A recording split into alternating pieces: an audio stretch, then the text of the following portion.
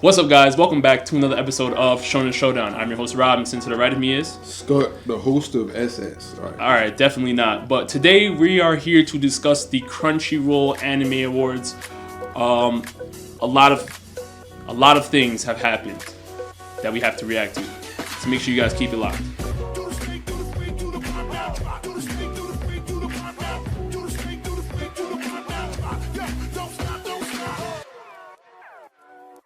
Alright, Scotty. First category we're going to tackle is Best Protagonist. It looks like our very own Senku from Dr. Stone won this award. What is your reaction to this? I'm not too surprised at all. Dr. Stone is one of the hottest animes of this year. Senku is a solid choice, and I actually agree. I agree with Crunchyroll. I think Senku is a great protagonist. He carries the team, so to speak. He's kind of the backbone of the anime. He pushes people further anytime they have a plot issue, situation going on, or any type of strategy situation. They have to rely on Senku. You know, there's a lot of other protagonists that we've seen in other anime where there's it can be a good thing or a bad thing, but their side characters are more of a help than in Dr. Stone, whereas Senku is pretty much the prime king, chess piece. Like there would be nothing without Senku, so I'm gonna go with Senku. And I have to absolutely agree with you and Crunchyroll as well. Senku definitely deserves to win this category. And there's one thing I would like to mention. You mentioned everything else, and that's absolutely correct. But Senku is basically the reason why the world has a shot at revival. Exactly, all right, there's nobody else within the series that would be able to pull off what Senku is trying to do. And even if you're looking at Tsukasa from the Kingdom of Might, him, using those, whatever type of experiments that Senku got and discovered is what Tsukasa is trying to use to free people from the stone. So he also depends on Senku, in retrospect. So yes, Senku is definitely the best protagonist. Now let's go on to the antagonist. Isabella. Antagonist, yeah. From Promised Neverland. I disagree. I mean, I think Isabella, she's a pretty solid antagonist. We got the overbearing mother figure, who turns out to be evil, in a sense. Especially considering that she's willing to sacrifice Rei, who's her own child. So we can say that she's evil. All right, she's a pretty good antagonist. Right. However, I feel like there was some.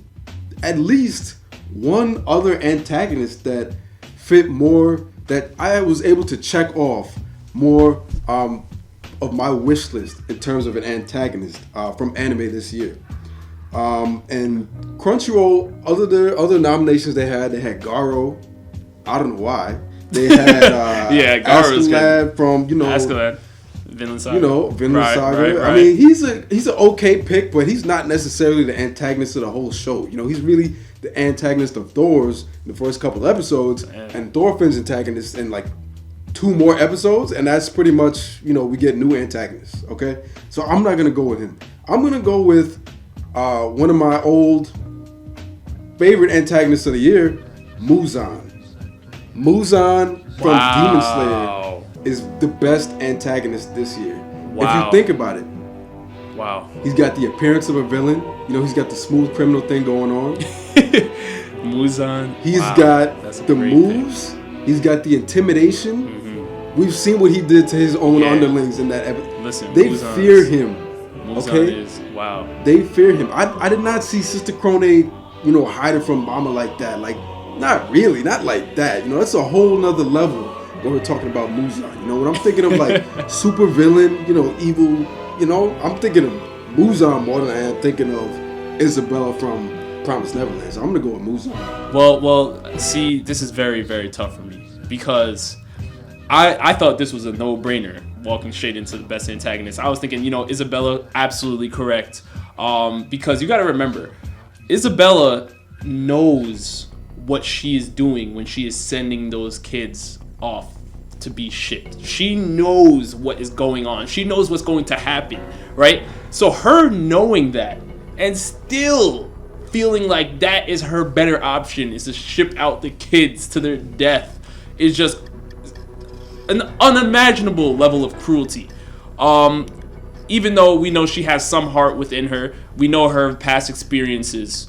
There is no excuse for some of the stuff that Isabella has tried to pull off, but dang, Muzan, man, you had to drop Muzan. I got another point that you didn't consider. Go ahead. Like you said before, there's a drop of humanity in her. Sometimes that can make for a great villain, a really great antagonist. But I don't think it overpowers Muzan in this instance. Yeah. For one reason, Isabella is not truly the super evil mastermind in the Promised Neverland. We all know she has higher ups, whether that's stronger demons or just humans in more powerful positions that are giving her orders. In terms of the Demon Slayer universe, Muzan is it. He's the most powerful villain in that whole universe. We know what he looks like. We know who he is. We know how hard it's going to be to take him down. We know it's Muzan. I'm going to go with Muzan. Well, Isabella finessed her own son. I mean, yeah, that's screwed up. This is listen. If a mother is going to finesse her son, this is new types of craziness we're talking about right here, right? So in terms of antagonists, though, we know that the kids are going to be able to. We're going to have to face stronger antagonists in this coming season. Right. It's not going to be just Isabella. I must confess, I think I'm going to have to go with you. I'm going to have to side and say it is Muzan because, again, of the things you're saying. I mean, Muzan is just ridiculous. It's gotta be Muzan. I'm surprised they did not even have him as a nomination. Yeah, I'm truly surprised. Yeah. I thought. Listen, that meeting when he called all the lower 12 Kizuki, some of them were in tears, and they were trying to escape. One of them didn't even wait to speak. He just took off. He was reading their minds. The last dude didn't even bother fighting. He was just in tears. And Come on. Instilled fear. Isabella instilled fear too, but not on a level of Muzan. Not like that. Absolutely not. Next category we are going to go into is we are going to talk about the best animation of the year. Crunchyroll gave Mob Psycho the best animation of the year. And although I did love the animation from Mob Psycho, there is something that has happened in this voting that is very, very disrespectful. For some reason, Fire Force wasn't even nominated. For some reason, Fire Force didn't even get a nomination, which is just ridiculous. Which is absolutely ridiculous.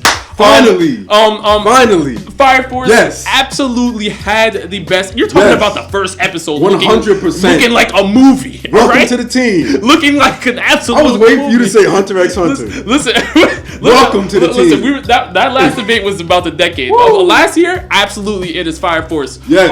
It is not Demon Slayer. It is not Mob Psycho. Even though I love what was going on in Mob Psycho, I love the fights. Mob versus Torichiro. I love Shimazaki. Fighting against Teruki. Obviously, those fights were insane. You're talking about teleportations, destruction everywhere, vibrant colors, and things of that nature.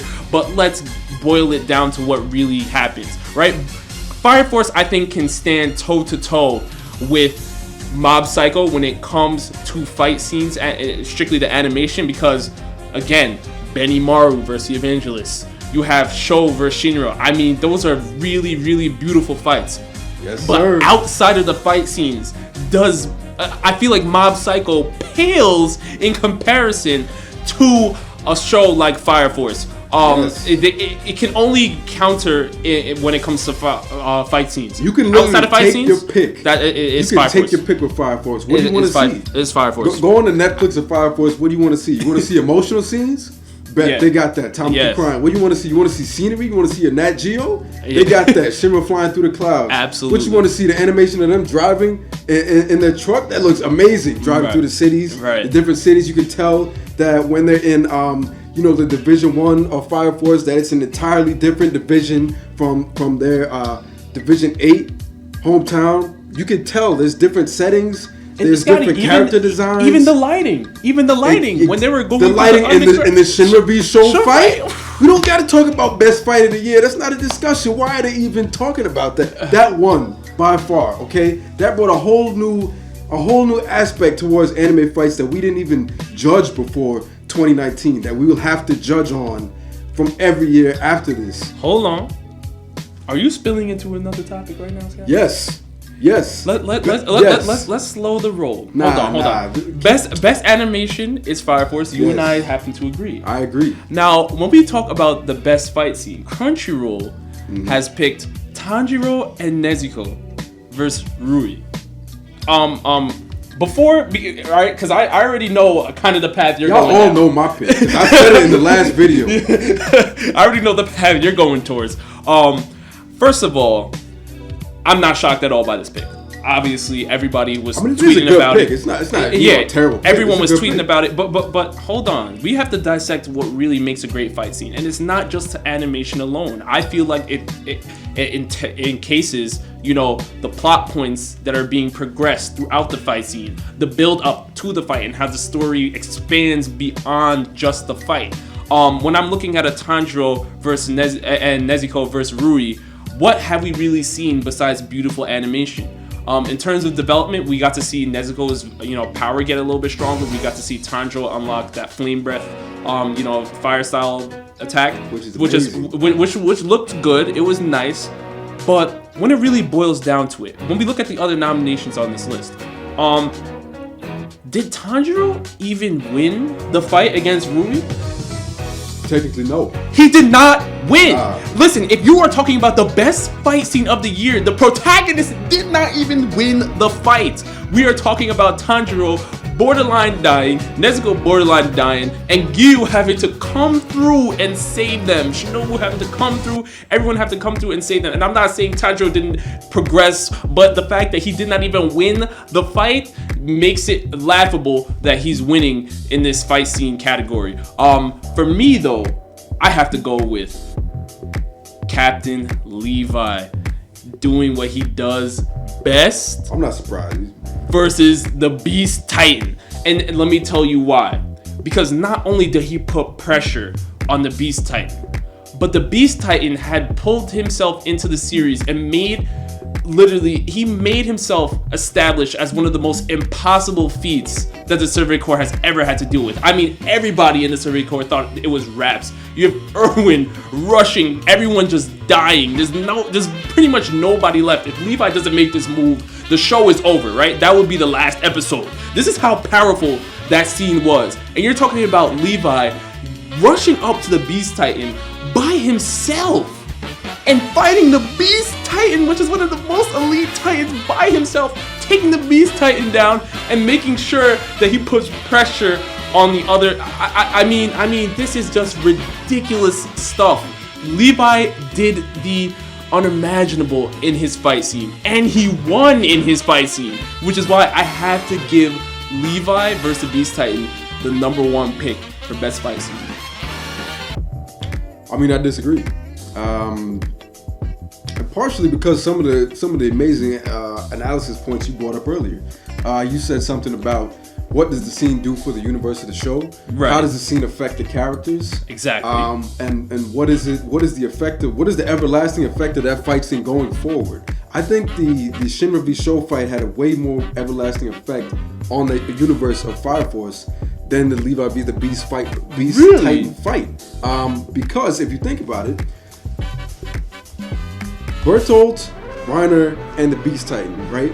They were trying to prevent Eren and all of them from reaching his father's basement and finding the truth about, the country, all the history, right? The link between Eren's dad, absolutely, and all the secrets of Attack on Titan. They were trying to prevent that from happening, right? Mm-hmm. At the point where Levi engaged the Beast Titan,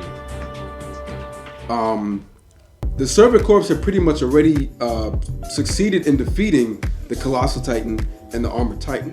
So while they, even if Levi didn't fight the Beast Titan, they still dealt a heavy blow to the antagonists of that season. And I still think that even if Levi didn't fight the Beast Titan, or even if he lost again in that fight, I still think they would have been able to reach that basement.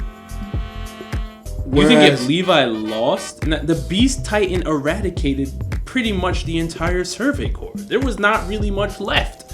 I mean, if you think about it, there wasn't much left of his force either. Listen, the power that Levi demonstrated in that scene was just ridiculous. We have not even seen. We know he's part of the Ackermans. We know he's part of that bloodline. We know he's incredibly talented, just like Mikasa and things of that nature. But when we're talking about what Levi did in that scene, he did something that nobody thought was possible. Everyone thought if you have to take down the Beast Titan, you're going to need Eren. You're going to need all types of different help and powers. You're going to need a whole strategy. And Levi said, you know what? I'm going to put the whole team on my back. I got this. Everyone stay back. Let watch me work. Witness greatness. And that's when I'm looking like, wow, he put the whole series on his back that episode. I mean, really, that was Commander Erwin that did that. He was like, yo, we're all going to die right now. You have to do this. You're the only one that has a chance of doing it, pulling this off. And he delivered. We're going to die. So you better handle it. And he delivered. I don't know if, listen, in terms of animation, I'll give it that to you. But that's only one aspect of a fight scene for me. Is the animation. Sho versus Shinra had better animation than the Levi versus Beast Titan fight. But in terms of the impact of the series and what it carried through and how it progressed the plot, I cannot give that to Sho versus Shinra because there's so much more to unpack on Fire Force. There's so many more enemies. We still haven't even seen people of Joker. We haven't seen, I mean, that's a good point, but that's kind of one of the other reasons why. It's kind of a little of a sad point, but with this win that the Survey Corps made, right? They have now, now that they have a member of the Survey Corps as queen of the island nation, we know that they've basically secured the whole island. They've pretty much, defeated all the enemies on the island, and they're able to now, in the coming seasons, take on, the opposing countries that they now know are attacking them. Right. So, but in terms of Fire Force, it expanded the universe so much that we know that there's powers where certain, soldiers can use fire to the extent that they can move faster than the speed of light. What other type of crazy powers are we going to see in the new season? Whereas with Attack on Titan, it's kind of sad in the sense that whole, they're being surrounded, their time is running out, they're on the clock, they're all going to die surrounded in this walled island. That's like gone. You know what I'm saying? Like, I understand what it's kind of. I mean, I respect your point. It's a very good pick. Yeah, but yeah. For me, that's why I'm. Right.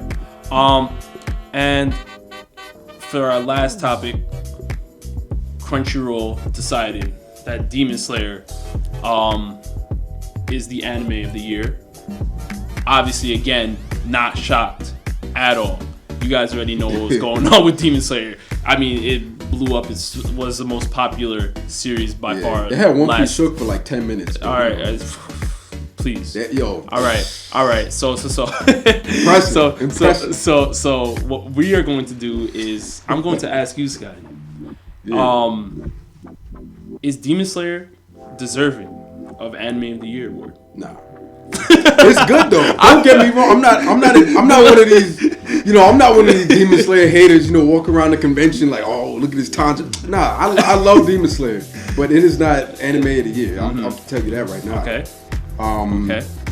I'm really surprised that. Okay. Honestly, they didn't have Fire Force in any of these categories. To be honest, I'm not picking Fire Force as Anime of the Year either. I'm just saying that was very disrespectful. This is very. For Anime of the Year, I'm gonna go with the show that I was least expected of. I didn't expect that I would even enjoy the show going into it. I just heard it was good. I'm like, okay, let me check it out. I didn't expect that I would actually gain a great respect for the characters. I didn't expect that I would see entire character development arcs in a few episodes that would, make me impressed and make me excited. Hopefully you agree with me. For the future of the series. The best anime of the year is by far Vinland Saga. What? By far. What? It's Vinland Saga. What? Vinland Saga. You're saying this after you watch Promise Neverland? Yes. You're saying this Yes. Hold on. Here's the difference. I'll let you go. Okay, go ahead. Promise Neverland is up there. Promise Neverland was my second place pick. The reason why I'm picking Vinland Saga over Promise Neverland was because Promise Neverland had so many twists and turns, so many calculated moves. So you were able to see how well the show was written, and it was truly a masterpiece. We was introduced to Thors as the main protagonist, and we were introduced to Askeladd as the main antagonist. Over the show, we saw Thor's die. We're introduced to a new protagonist's son. We're introduced to a new antagonist, King Swain. We're introduced to a new character that was, a weak little sniveling snot-nosed kid on the sideline. Turned out to be the king of the country and one of the main characters, who was followed by Thor's basically his cousin, one of the strongest men alive at this point in the show. Right. There's so many different turns. I can't even tell you what's going to happen in season 2 of Vinland Saga. I have no idea. Every episode that I went into, I was like, okay, I think one of these 3 things are going to happen. None of those things happened. Something else happened and made me want to watch the next episode. I have no idea what's going to happen in these next couple episodes. Promised Neverland, I don't get that feeling because we have a slight idea of what's going to happen. We have some predictions to make. We know Norman's coming back, okay? He's not dead. We know that, all right? Hold on. There's a couple things. You have predictions of what's going to happen. Yes. Because we have watching Promised Neverland, first of all... When we were watching Promised Neverland, we had options of what might happen, and one of those options was guaranteed to happen pretty much. Vinland Saga, I did not get that feeling. First of all, Vinland Saga as a drama, and yes, the emotional shock value that you get from Vinland Saga is definitely enormous, and it's definitely a top 5 anime from last year, possibly even top 3. But when we're talking about Promised Neverland, first of all, you have Norman, Emma, and Ray, who formulated one of the best trios that we have ever seen in anime of all time. I'm just gonna put that out on the table. You're talking about, Ray working as a double agent. You have Emma, who's the athletic one. You have Norman, who's a strategist. I mean, they work so well together. And at the same time, you have Norman that he's honestly a top level protagonist in the series because he checked all his movements. He made sure that when he made a plan, he made sure he kept Ray in check. He made sure he had a backup plan just in case Ray's plan went and carried through. He made sure he had a backup plan for Emma. In case he got shipped out, because he had a feeling he was going to get shipped out. Things of that nature. He even had Don and Gilda join the team, knowing that Don and Gilda weren't, the greatest picks, but they were the best available at the time. He even had, Phil was making moves. I mean, Phil is like 4. Phil's a young kid. Phil's a shooter. And reading, and deciphering codes from William Minerva and things of that nature. So I really cannot say that Vinland Saga has developed its characters beyond. I would say Askeladd. Yes, Askeladd was developed very, very well. But when you're talking about a whole array of different characters, different ages, different backgrounds, different strengths and weaknesses, all being developed within the show. Even to the point where the antagonists, like you have Sister Krone, for example. Sister Krone was developed as an antagonist. Isabella was developed as an antagonist. And we're seeing how the students are trying to find a way to kind of dance within the rules of Isabella while still trying to find a way to escape from the house. I mean, this is just next level stuff. I have not watched one episode of Promised Neverland and thought I knew what was going to happen the next episode, because honestly, we really had no idea. I mean, I can't tell you that I thought Don was gonna lay hands on Ray or Norman or anything of that nature. Like, I had absolutely no idea watching Promised Neverland, and that kept me wanting to watch more. This is why Promised Neverland is one of the best series, and I think it's unfortunate that Promised Neverland aired early on within the year, because due to recency bias, people are starting to forget how powerful that show truly was. I mean, you made a lot of good points. Promised Neverland is definitely my second pick.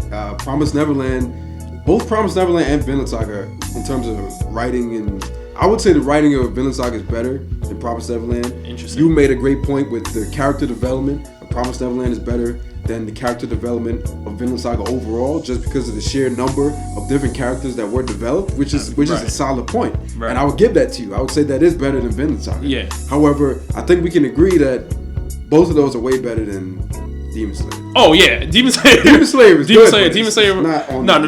It's not on that level. Demon Slayer was an effect of a hype train. Obviously, it did a lot of great things. Obviously, the Tanjiro and Nezuko duo is beautiful. The animation, Ufotable, great job.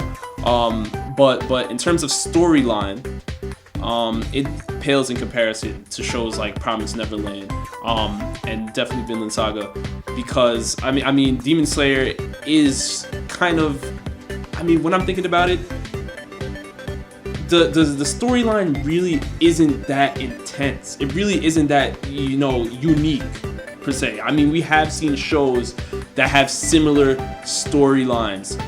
The way they have Tanjiro, right? I think that's the beauty of Demon Slayer, is that Tanjiro makes the show a little more unique. He adds the spice and the flavor because he's a very unique protagonist. But in terms of the storyline of the show itself, it is not unique. And that's why I have to give it to Promised Neverland. I feel like Promised Neverland is a very unique, refreshing, creative idea. And it brings life, new protagonists. You have a very well-rounded trio with different abilities, different strengths, different weaknesses, and just seeing how the students have to work together. And even though they have to, even though they don't agree all the time, they may fight, they may scream at each other, things of that nature. But at the end of the day, they find a way to get it done. And even if you see someone like a Norman get shipped out, people can still figure out a way. Emma can still survive. Ray can still survive. They can find out ways to get things done, even though someone gets shipped out. That's why Promised Neverland wins, in my opinion. There's a couple things. I think Vinland Saga is better simply because, to put it in one sentence, when you said, if one of them is missing from the team, the rest of them can figure it out how to get it done. Right. I'm thinking the opposite for Vinland Saga. If somebody's missing, if Askeladd wasn't there to give Canute advice, which he's not going to be there in the next season coming up, I have no idea what is going to happen. Is he going to get killed in the first episode? I have no idea. And just that, unpredictability is why I'm putting it with that little edge over Promised Neverland. Interesting. But another thing I want to mention about Demon Slayer, I think Demon Slayer is just too young. He's a Demon Slayer hater. I'm not. So I'm not a Demon Slayer hater. I'm going to give you the pro Demon Slayer version of why it's not anime of the year. Okay, it's fairly new anime. I don't think enough has happened in the plot. Like you said before, the biggest thing that happened was, Rui versus Tanjiro, and Tanjiro didn't even win that fight. We saw a lot of powers develop. We saw a lot of hints of things to come, but we didn't necessarily see those things yet. And that's why I'm going to say, it's not necessarily all that at this point in time. So, years later, maybe this year, maybe the next season 2 coming out, it might make some standing, increases. But at this point, I'm not going to pick Demon Slayer as the best anime of the year. Well, you guys will definitely have to let us know down in the comment section below. Let us know your picks. Let us know if you agree with Crunchyroll, if you agree with us, or you disagree with us. Which shows you think got snubbed, didn't even get nominated. And with that, we'll see you guys next time. Peace.